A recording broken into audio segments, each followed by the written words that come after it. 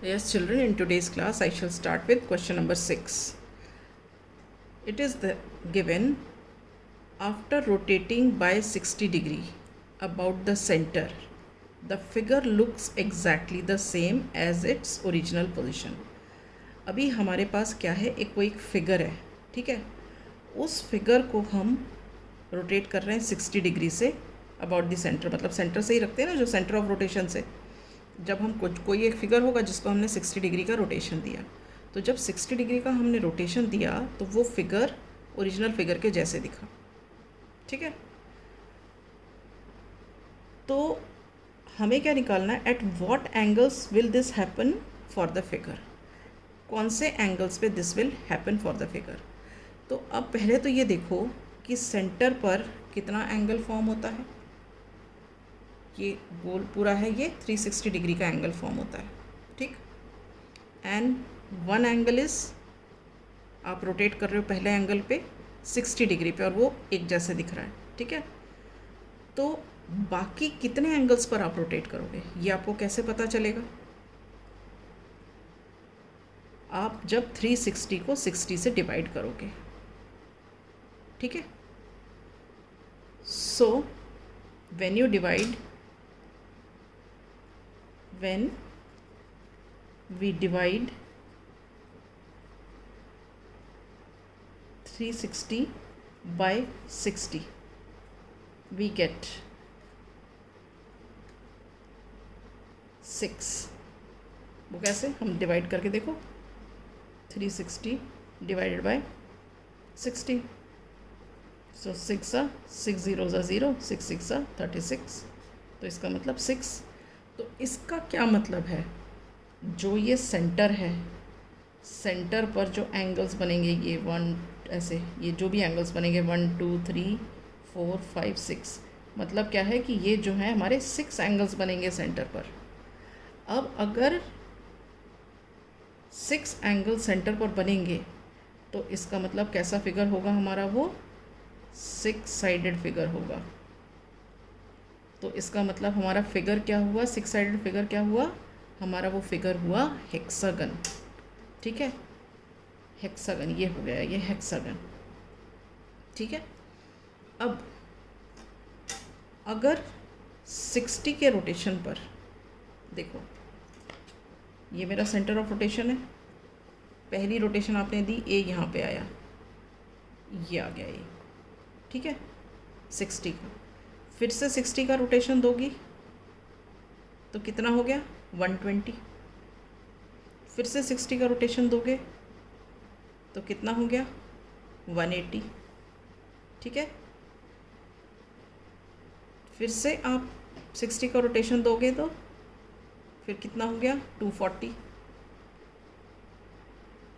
फिर से आप 60 का रोटेशन दोगे तो कितना हो गया, देखो 300. और फिर से आप 60 का रोटेशन दोगे तो कितना हो गया, 360.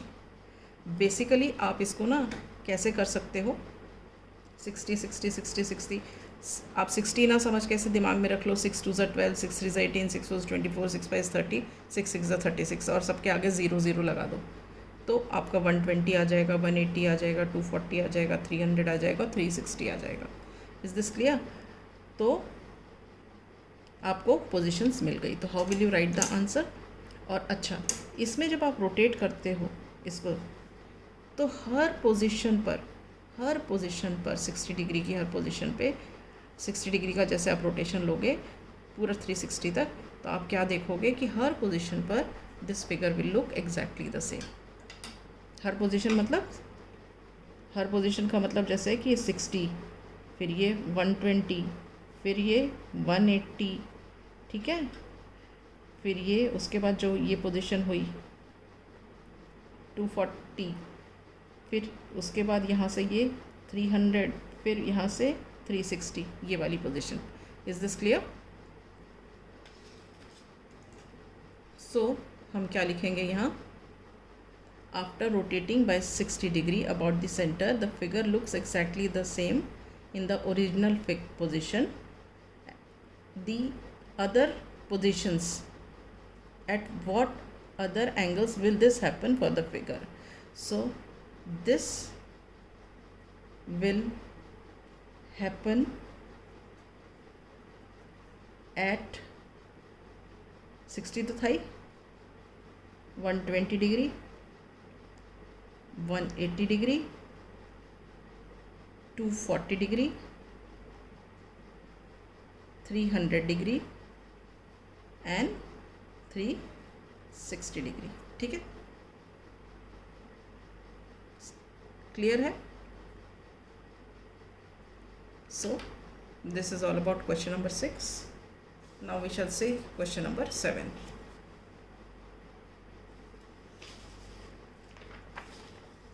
This is question 7. अब question 7 में क्या है देखो. Can we have rotational symmetry of order more than one whose angle of rotation is 45 degree? Angle of rotation is 45 degree. ठीक है, तो हमारा फॉर्मूला होता है इसमें ऑर्डर ऑफ रोटेशनल सिमेट्री या order of rotation is equal to 360 degree divided by angle of rotation. ठीक है, अब यहाँ पे 360 डिग्री और एंगल ऑफ रोटेशन कितना है, 45 डिग्री है. ठीक है, हम डिवाइड करते हैं. 15 3 ज़ा 45, 15 2 ज़ा 30, 6 रिमाइंडर और ये ज़ीरो आएगा तो 15 4 ज़ा 60, 3 1 ज़ा 3, 3 8 ज़ा 24. इसका मतलब क्या हुआ, ऑर्डर ऑफ रोटेशन इज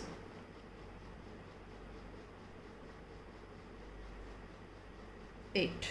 ठीक है, so we can have rotational symmetry of order more than one whose angle of rotation is 45 degree. All right, now the next question, this is 17 degree. Here again वही order of rotation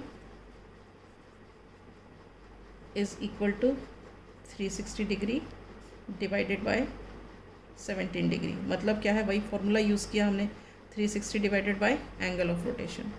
तो now you divide see 360 by 17, 17 2 ज़ा 34, 2 remainder, bring down 0, 17 1 ज़ा 17, 20 minus 17 is 3, point लगाया 0 आ गया, 17 1 ज़ा 17. ठीक है, तो आंसर क्या आया, 21.1. So order of rotation cannot be 21.1. Order of rotation 1 2 3 4 5 6 like this, no, whole numbers में होता है. So we cannot have order of rotation in decimals. तो यहाँ पे लिखेंगे we cannot have order of rotation in decimals. So we cannot have we cannot have 17 degree as the angle of rotation of any figure. Is this clear?